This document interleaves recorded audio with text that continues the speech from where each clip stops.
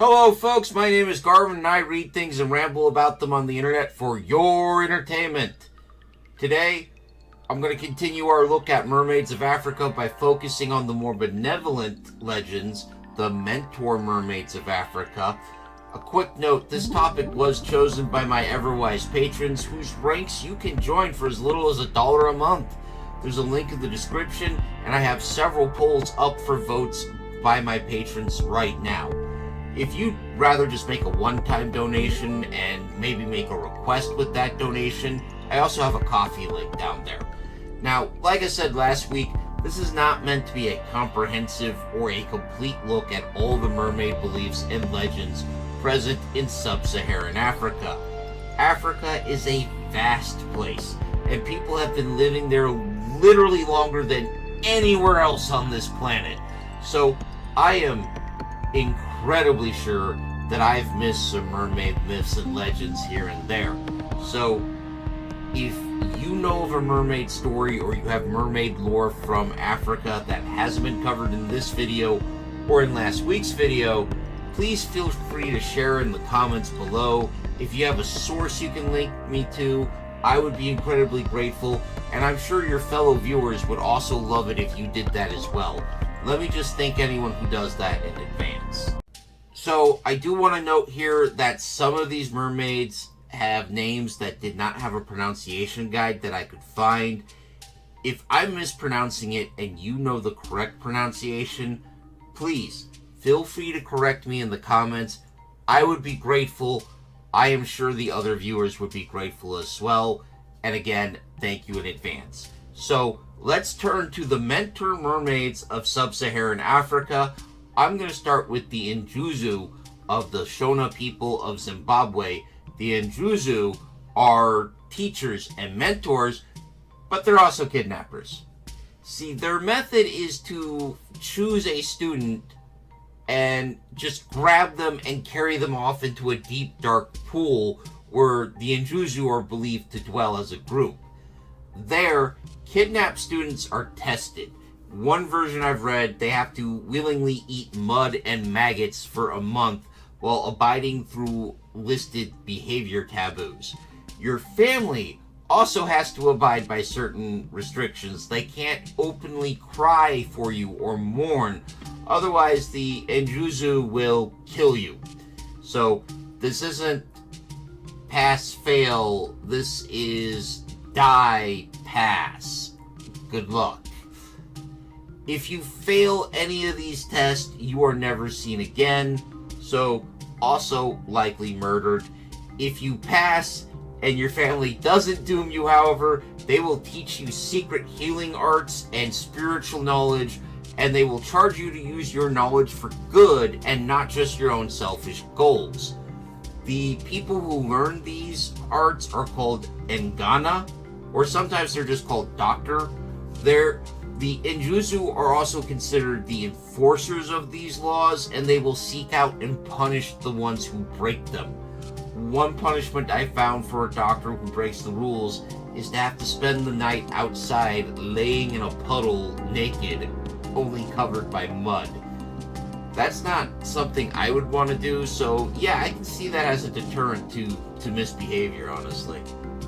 Throughout my sources, there were various origins given for the Njuzu. One of them is that they are creations of God, just like humanity, and they are fulfilling their divinely appointed role. In other words, God just made them this way. Another one is that they are the returned spirits of the dead who have undergone an evolution or transformation in the underworld and have been allowed to return to Earth in a second life as a more powerful creature in order to share the knowledge they have gained and watch over their still human descendants. A third one is that they are captured humans who have been transferred into Njuzu through rituals and rites. I honestly assume it wouldn't be the people who failed the test to become doctors, but I couldn't find any real set rules on who gets turned into an Njuzu and who doesn't. The Njuzu are also go-betweens, given the power to work with alien spirits, by which I mean spirits not native to the Shona tradition, not spirits from another planet, Although, now that I think about it, if you ran into a spirit from another planet, I suppose that would fall under alien spirits as well. Although that really didn't come up in the sources, and I'm going to assume it'd be an outside context problem, because what are the odds of you running into a ghost from another planet anyways, assuming ghosts are even real, right? They also work with the ancestral spirits of the Shona, and this means that they stand between the Shona and other native traditions in the area, and they're the creatures that everything is supposed to go through. The Anjuzu also traditionally have power over water in all of its forms, so prayers for rain are almost always undertaken next to their pools, and if there is no rain, it's assumed that they're upset about something, and somebody needs to figure out how to make them happy again. Next up, I'd like to talk about the Jengu from the Sawa Bantu people of Cameroon. The Jengu are said to be beautiful, part fish, part human people with long hair who live in the rivers and the sea. Their role is to act as a go-between between the physical and spiritual world, as well as behave as guardians of natures. They also act as healers, and they can bring good fortune. In Cameroon, they are honored in festivals that take place along long beaches, the highlight being when the physical offerings are taken out to the middle of the water by a specialist priest who takes these waters and dives into the water as deep as possible and stays underwater as long as possible. Now, according to my sources, these specialists are reputed to emerge from the water bone dry as proof of their supernatural ability. Whether or not that actually happens, I couldn't find any reputable first-hand source, so I'm just going to kind of leave that up on the shelf. When this person emerges from the water, they are also supposed to bear prophetic messages from the mermaids for the next year. This festival was, interestingly enough, banned in 1981 by the Cameroonian government, but was reinstated in 1991. I assume the reinstatement was due to public pressure, but I could not find any sources on that. The Jengu are also figures of direct worship for cults, and at least one secret society that I could find out about. Now, when I say cult, I don't mean this in the negative way that you hear when they say the word cult on the news, but I'm using the anthropological definition, which is an organized group for the conduct of rituals and other activity, religious activity. It's a much broader definition than the common usage, but it's one that fits. Now, one specific thing I found is the Jengu are used as part of initiation rituals for young girls in these groups who have to wear dresses of raffia fawns, a type of palm tree from what I could find, and they also have to observe various behavioral taboos. They have to avoid certain behaviors, with the specifics varying across different groups. In some areas, the young lady is also given a secret name and taught a secret language that is only known to members of the cult. And some of my sources say that these are typically women-only or women-dominated cults. Honestly, these sounds like a type of mystery cult, it's sort of a secret society meets a religion, in that members are chosen by the group and initiated into it through a formal process. You just don't show up to church one day. And there are hierarchical ranks that you climb through, and as you advance through these ranks, you are given more and more secret knowledge about the deity at the center of the cult. These type of organizations were actually fairly common in the past, especially in the Roman and Greek worlds, before Christianity became the dominant religion of those societies. Just to give you an example, in fact, one argument is the reason for the success of Christianity is it had a lot of the elements of a mystery cult. the personal relationship with the divine, the community, and the intense ritual actions, but it was all public, and you didn't have to fight your way through a hierarchy to get all the information about God. It was right there in the beginning. So that's... I'm sorry, I'm wandering off the beaten path here. But this happens when these women are about... I shouldn't say women, I should say girls. When these girls are about 10 to 12, and at the end of this whole initiation process, they are considered as officially leaving behind childhood and starting on the road to adulthood. Now, you do this, you're not a full adult, you still got a couple more sets. The secret society, I found, is presumed dead, but was led by a masked figure known as an Ekal. I'm going to put that word on screen. Now, the masked figure and the meetings, that practice died out in the 20th century, apparently. The Jengu are also considered as having brought 4 boons to mankind, and that was the basis of the worship. These boons were the crayfish, the end of the rainy season, cures for disease, and if you followed their teachings, they would help you with victory in canoe races, which are apparently a big deal in Cameroon. I didn't dig too deep into that, though, so I'm not going to make a definitive statement. So, some interesting things there. That said, let's move to the last group of mermaids we're going to cover, the Nomu from the Dogon people of Mali. The Nomu are hermaphroditic with human upper bodies and legs, but with scaled fish-like lower bodies and a fish tail. Sounds familiar. They are referred to as the monitors or the teachers by the Dogon people, and are said to be the first living beings created by the sky god Amma. He divided the first Nomu into 4 pairs of twins, but disaster struck when one of the Nomu rebelled and brought chaos and anarchy to the universe. To restore order, another one of the twins had to be sacrificed and dismembered, and where that individual Nomu's body parts hit the earth, a shrine was erected in each place. The remaining Nomu would teach humanity knowledge, and among the first, Hogan, I believe is how it's pronounced, that's a type of specialist priest among the Dogon, was said to be sort of descended by the Nomu. So the myth is that one of the Nomu actually swallowed him and merged their spirits together and then vomited him out, which has the virtue of being relatively quick, I guess.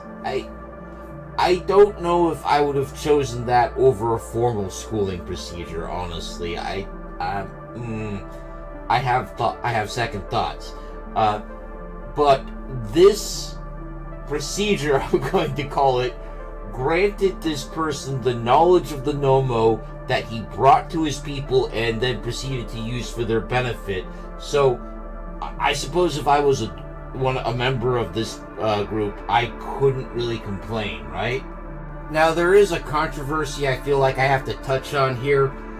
You see, in the 1940s, a pair of French anthropologists who have been studying the Dogon since 1931, named Marcel Griola and Germaine Dieterlin, claim to have been taught a secret mythology by their contacts among those people.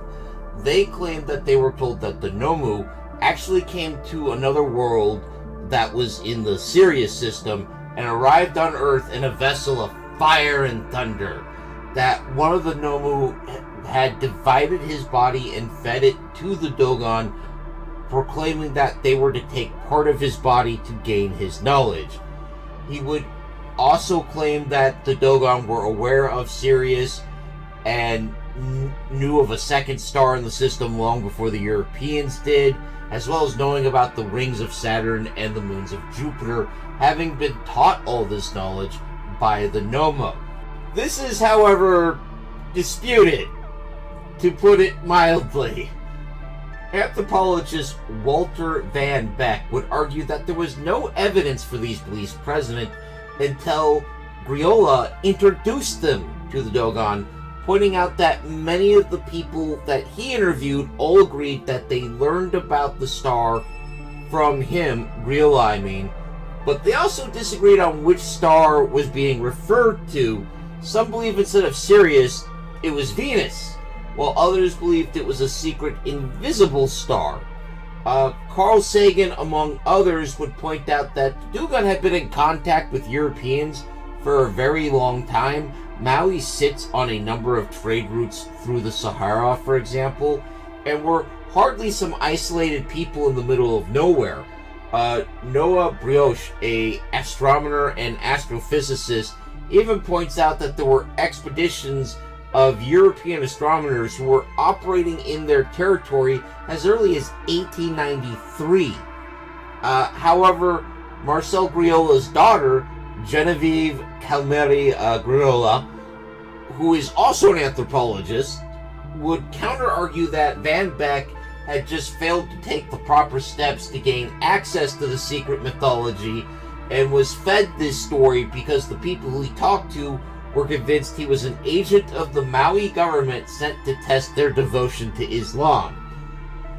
Now, I don't want to be dismissive of the idea of non-Europeans having advanced knowledge, but that said, Sirius B can't be seen without the right equipment, and we have no other evidence of the Nomo existing, like no physical evidence. So I'm going to lean towards Van Beck being correct here, at least until someone can present some compelling evidence that the Nomo are real and actually arrived from space, at which point I will happily admit to being wrong. Now, getting back to the mermaids, however, we can see that there are common ideas through all of these. First, mermaids having power over water and storms, which we've seen in other myths and legends we've covered in past videos, along with merfolk as teachers and benefactors of humanity. We also see shape-shifting and access to otherworldly places through water has a fairly common theme or idea as well. In the last video, we saw mermaids linked to what I'll continue to refer to it as romance, due to the sensitivities of the dread Lord Algorithm, dare be on his name. But in all cases, the romance is predatory in nature, or rather in all cases in Africa, where it's exploitative or it's used as a lure to lead people to their doom. Which is an interesting thing. It's not the last time we'll see this, but in these last couple of myths, we haven't seen what I would call any honest romantic entanglements, have we? We do see a lot of merfolk abductions as well, and that's even among the benevolent merfolk, which I find kind of interesting. Now, the merfolk we have here aren't the only kidnappers. In Europe, we have a lot of fae kidnappings, along with other various mythological creatures who are known to kidnap humans, sometimes for good reasons, well, benevolent reasons, I should say. I'm not sure there's a good reason to just suddenly show up and kidnap somebody. But for benevolent reasons, or often more malevolent reasons. But this is another interesting theme that shows up. If you guys see any other themes or common ideas, please feel free to sound off in the comments below and tell me what you think of these common themes that I have found in these stories. That said, this is where I'm going to stop this week. So I do apologize for splitting Africa into two videos. I know this isn't the first time I've done this, and it's probably going to keep happening because I'm trying to keep the videos from getting too long here. If you prefer longer videos, let me know, but realize the trade-off means longer production time and longer waits between videos, so keep that in mind. With that said, I hope you found this video informative, or at least entertaining. If so, please leave a like or a comment, or consider subscribing, because all of these help me in my eternal struggle against the dread Lord Algorithm, dare be on his name. I'd like to give a special thanks to Big Steve, my biggest supporter. as well as all my other Patreon supporters. As always, my sources will be listed in the description below. If you think you can add to that list, please feel free to do so in the comments. I would really like to see that. Next week, we will be heading to Asia. I hope you'll join me, but until then, please take care of yourselves, take care of each other, and of course, keep reading.